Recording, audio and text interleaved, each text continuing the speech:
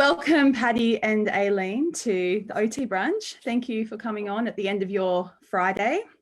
I wanted to thank you for joining me for the OT brunch in April as well, and for coming on and sharing some of your ideas around the suck, swallow, breathe and how it relates to function and development. I'm under the impression that you've both got 4 decades in OT and exploring the mouth and the suck, swallow, breathe and how it does relate to function. So I feel like we're in safe hands and might just dive in and ask a few questions. Are you ready for that? Sure enough. Certainly. All right. So I'm right off the back of doing one of your courses online. And Patti, I recently heard you quote Dr. Ayres as saying, things that grow together and live together also work together. Can you share what these words mean for you, particularly in relation to the suck, swallow, breathe and function? Well, I first heard Jean say that even more decades ago than when I was a baby therapist, and that always intrigued me. And I studied neuro a lot and remember very little, but that one I remember. Then I got interested in fetal development and started looking at how things start coming, and I saw all of the cranial nerves that we talk about, 5, 7, 9, 10, 11, 12, that all of those nerves pop out of the same place and then they grow together. And so if you would track those over developmental time, you'll see that they are always very, very close together. And then a lot of them will converge on some major center where the information from them is all organized, coordinated, and sent out as one thing. That's the easiest way to explain it. And those cranial nerves are attached to different parts of the face and the mouth and the functions across those steps. Right. Okay. Exactly. So you've both like I said before, you've both dedicated decades to understanding the mouth and how it relates to function. You've written and refined the MORE course and presented that across the world, written book chapters, authored articles. I just wondered, I guess, why the mouth and why the suck, swallow, breathe, and where that journey began for you guys. Well, it began for me, and it was a 3-year-old child with Down syndrome that I had seen in an arena assessment a year and a half before. And then he turned up in the preschool class. And he was just one of those kids that knew exactly what he needed when he needed it. And he wasn't about to take no for an answer. And I'm watching him and I'm learning what it is he's doing, He'd like to go through my purse and see what interesting things I was carrying around, and he found some whistles in my purse that was left over from my daughter's birthday party, and he put a long straw whistle. Well, it wasn't as long as it turned out to be, and he would bite and tug on that or blow it. And then he also had a siren whistle, one in one pocket, one in the other pocket, and I'm like, what is he doing? Now, at this point, he was nonverbal. He was not eating at school. His mom thought he was eating everything, which turned out not to be true from our perspective. But from her perspective, he was eating just fine. And he certainly wasn't underweight or anything. And so he was so determined to do what he wanted to do. I just thought, okay, he knows a whole lot more than I do. And so I just started watching him and going to the library and looking up this, that, or the other thing. And he just got me very, very interested in suck, swallow, breathe as a synchrony that I realized then, back to your first question, what were the things that would organize suck, swallow, breathe, and how it turns into a muscle synergy. And once you're into that muscle synergy, how that affects so many other things. Is that what you wanted to know? And then I would add that as Patti was developing these greater understanding of these relationships and things. We had an episode in a hot tub in Kalamazoo, Michigan, where we began to realize the pervasive impact of the suck, swallow, breathe throughout not just development, but throughout human living, our lifespan. And so we really do see this as a womb to tomb issue. Exactly. Yeah, it's so interesting. I think it wasn't until I did some of your courses and realized that it's like, I think it's like around 12 weeks gestation that these functions start to evolve. Is that right? Am I on the right track? Well, 12 weeks, so 3 months. I'd say more. Babies are sucking their thumbs in utero at 6 months gestation. Okay. But that hand to mouth thing is, starting much earlier than that. Mm. But somewhere towards the end of that second trimester, babies are already practicing sucking and swallowing and breathing. I can't wait. Oh, sorry, Patti. I was just going to say, when we dive into the brunch in April, I really want to talk about, the self-regulation piece and the, flexion, extension, and those patterns in the womb. I won't do that today because we got a few minutes, but I can't wait to talk about that kind of thing and how it relates to posture and setting the body up even for those patterns of reciprocity and communication. It's just, I'm so fascinated by the work that you guys have done. Could you share just a time or a case where you've just been really surprised by how powerful the intervention with the suck, swallow, breathe has been, where you've gone, wow, that really worked, or that was really powerful? Can you share a case or two about that? I was thinking about I have seen so many kids over the years, but trying to think of one that I really didn't know what to expect. But the reason I was asked in on the case was because this was a very complicated child. And this little girl was left by the side of the road as an infant in Nigeria. And they don't know how long she was out there on her own or anything. So she came with a whole bunch of trauma, a whole bunch of motor problems. I don't remember how old she was when they picked her up, but it was under a year. And so she was adopted by a U.S. family, and this is a wonderful family, and they tried everything they could think of, what this therapy, that therapy, whatever. She started into this early childhood program, which is a really, really good one, when she was 3. And I met her when she was about 3.5. She was walking, but she was always bumping into things or tripping and falling down, her postural things were terrible. She was trying to talk, but you couldn't understand a word she said. She could feed herself, but she got about 10% of what she was aiming for into her mouth. And I was there for a week, and I saw her for 2 hours a day for 5 days in a row. And I just thought, okay, let's go back and look at what we've got there in terms of fetal development and see if we can't kickstart a more typical path. And I started with a lot of rocking.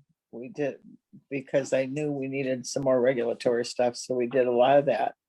We did a lot of, I did a lot of cold sour with her. She loved that. The other thing I should mention, she was drooling nonstop, drooling. And so we started with that. The drooling decreased markedly just in that first week. Her postural stuff got better, and I kept working on suck. She wasn't really sucking. It was more like that kind of thing. But the sour helped that. We finally got her got the right straw, so she could start wrapping her tongue around that And then she started sucking further and further back till it got where it needed to be.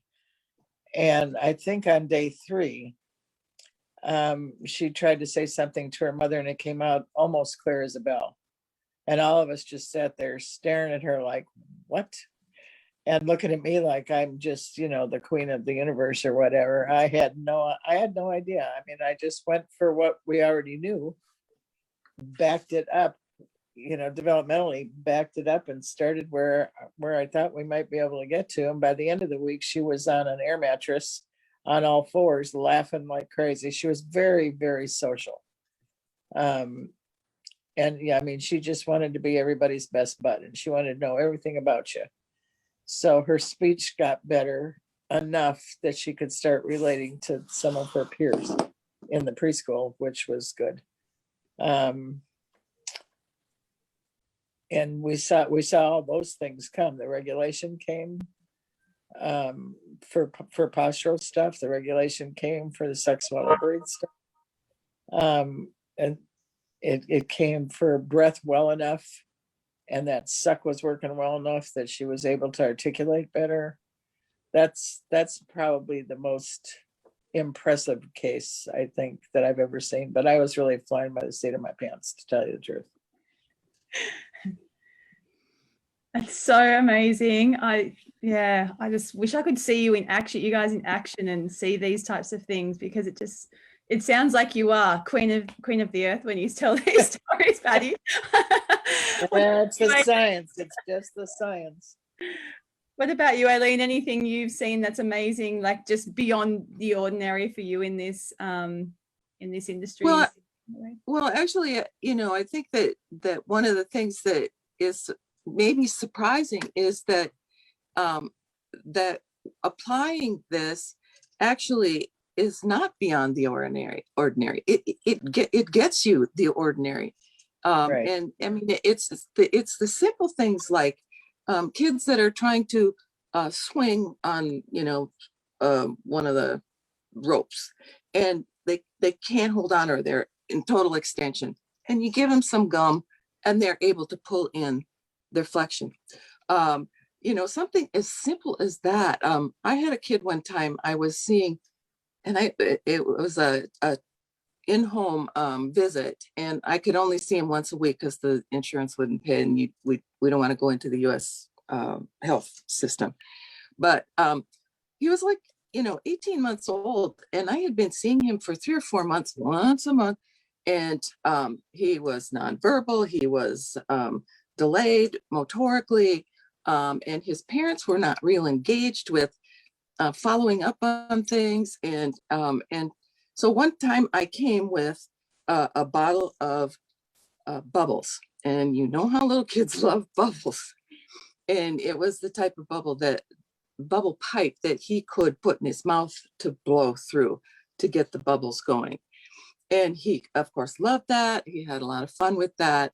And I left it with the parents and said, let him do this, because he's really going at it. And I came back a month later and he was babbling. Now, he hadn't had any vocalizations going on for the several months before I was seeing him. And he was babbling, and he was interacting, and he was much more, his motor skills were starting to come along. It was like, boom. And so the, simple things can really make a difference in the moment, and also over time, to support the development over time. And we all know that because we continue to use it as adults. We use chewing gum when we need to focus on something, and we've studied, human behavior for a long time, since realizing how important the suck, swallow, breathe synchrony synergy is to all sorts of functions. So yeah. And it's amazing how quick the kids pick up on the things that you do, and they know what they need to get done. We do a camp every year, Avanti, and there's a story that gets told every single year, but I think this probably happened 25 years ago, of the kids out at horseback riding, and they always have what do they call the Walkers. people? Walkers. Walkers. By them. And this one kid, for whatever reason, the horse did his thing and the kid fell off. And somebody overheard a couple of the other boys later talking with him and telling him that if he had just been chewing gum, he wouldn't have fallen off that horse. So it's amazing to me how quickly, and you don't tell them, we're doing this in order to get that or that or that. But the kids pick up on how much better organized they feel when they're doing some of these activities. Oh, it's so incredible, so powerful. I can't wait to dive deeper when we really hear the connection and the strategies that you guys use. On that note, I'll ask you one final question. What advice would you give to your new graduate self?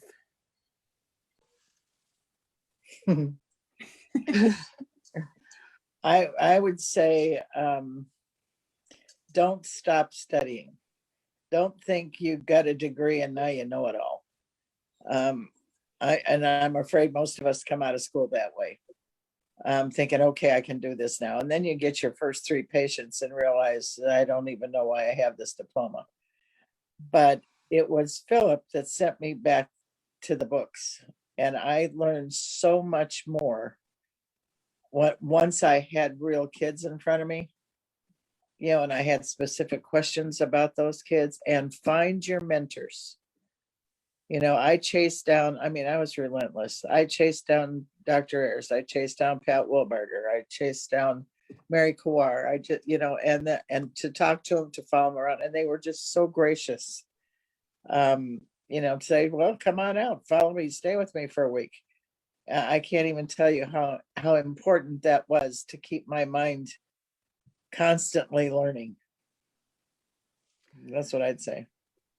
Yeah, and I would add to, keep yourself open to new ideas and new approaches, because that's a huge learning piece. And the other thing that I would say is come to Camp Avanti. You will learn, you will have the mentors, and there will be a broad range of learning that goes on in that environment. It's an immersion environment for learning. And you've got, for those of you who can't do that, you have Colleen Hackers. What is it? Camp Jabiru. That's it. Jabiru, right there outside of Sydney. That's another place, and they have lots of really outstanding therapists that come there to train as well. They do it differently than we do Avanti, but it's still a pretty powerful experience. What's really nice about what you both just said with your advice is similar to you, Patti, and it's how I got into this, how the OT brunch eventually evolved. I was in a stuck place where I wasn't really sure what I was doing, and I relentlessly chased down mentors. I'd go to a workshop and I'd be emailing them like, I just want to know more from you. And that's exactly what happened. And same around that idea of just connecting with different therapists, but also that open-mindedness, Eileen, is really what drove originally the whole child lens that I did last year with some of your colleagues, and then this year with the OT brunch, was to not necessarily replace these existing courses or what you're all already doing, but to open the eyes for people to just think about what else there might be that could layer into their practice and make it their own and their own individual journey. And that was really, so what you both said pretty much resonates with the entire OT brunch. So I'm so grateful. On that note, I will let you guys go. We've got a little longer than we talked about. I am renowned for that. Just ask Kim Barthel.